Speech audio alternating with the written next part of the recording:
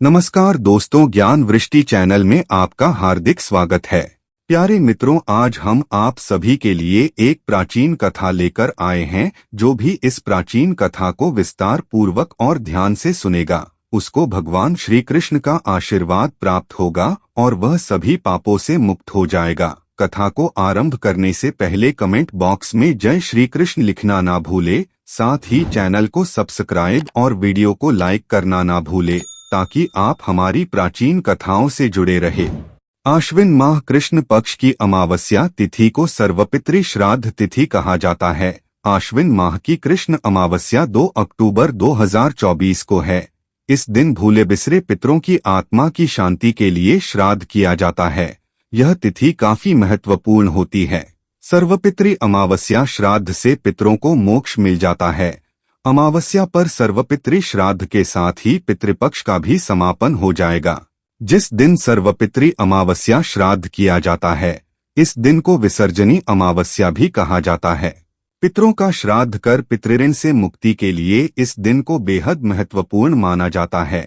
ऐसी मान्यता है कि यदि किसी को अपने पितर की पुण्यतिथि याद नहीं है, तो वह सर्व पितृ अमावस्या के दिन श्राद्ध कर्म कर सकता है। इससे पितरों को मोक्ष मिल जाएगा।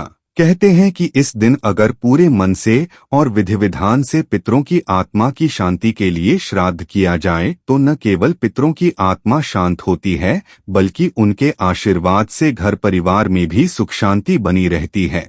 परिवार के सदस्यों की सेहत अच्छी रहती है और जीवन में चल रही परेशानियों से भी राहत मिलती है। धर्म ग्रंथों में सर्वपितृ अमावस्या का विशेष महत्व बताया गया है। यह तिथि सभी 12 अमावस्या तिथियों में सबसे खास होती है। इस तिथि पर पितरों के लिए जलदान, श्राद्ध, तर्पण और पिंडदान करने से वे पूरी तरह तृप्त हो जाते हैं। इस दिन सूर्य और चंद्रमा एक ही राशि में होते हैं। ये दोनों ग्रह पितरों से संबंधित हैं। इस तिथि पर पितृ पुनः अपने लोक में चले जाते हैं। साथ ही वे अपने वंशजों को सुख समृद्धि का आशीर्वाद देते हैं। इस तिथि के महत्व को समझाने वाली एक प्राचीन पौराणिक कथा है। देवताओं के पितृगण, जिन्हें अग्निश्वात कहा जाता है और जो सोमपथ लोक में निवास करते हैं, उनकी एक मानसी कन्या अच्छोदा एक नदी के रूप में प्रकट हुई। मत्स्य पुराण में अच्छोद सरोवर और अच्छोदा नदी का उल्लेख मिलता है, जो कश्मीर में स्थित है। अच्छोदा ने 1000 वर्ष तक तपस्या की, जिससे प्रसन्न होकर पितृगण अग्निश्वात तक बर्हिष्पद और अमावसु अश्विन अमावस्या के दिन वरदान देने आए। पितृगणों ने अच्छोदा से कहा कि वे उसकी तपस्या से प्रसन्न हैं और उसे वरदान देना चाहते हैं। परंतु अच्छोदा ने अमावसु की ओर देखा और उनकी तेजस्विता से प्रभावित होकर उनसे रमण की इच्छा व्यक्त की। इस पर पितृगणों ने अच्छोदा को श्राप दिया कि वह पितृलोक से पतित होकर पृथ्वी पर मत्स्य कन्या के रूप में जन्म लेगी।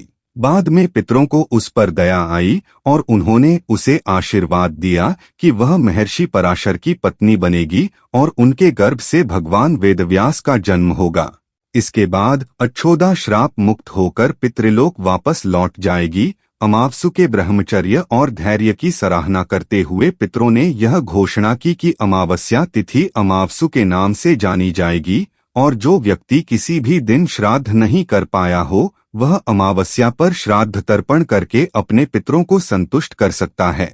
यही अच्छोदा कालांतर में महर्षि पराशर की पत्नी और वेदव्यास की माता सत्यवती बनी।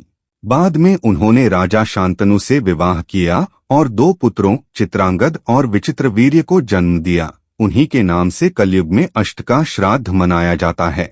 प्यारे मित्रों, अगर आपको यह पौराणिक कथा अच्छी लगे तो हमें कमेंट करके जरूर बताएं। साथ ही चैनल को सब्सक्राइब, वीडियो को लाइक और वीडियो को अपने मित्रों में शेयर करना ना भूले।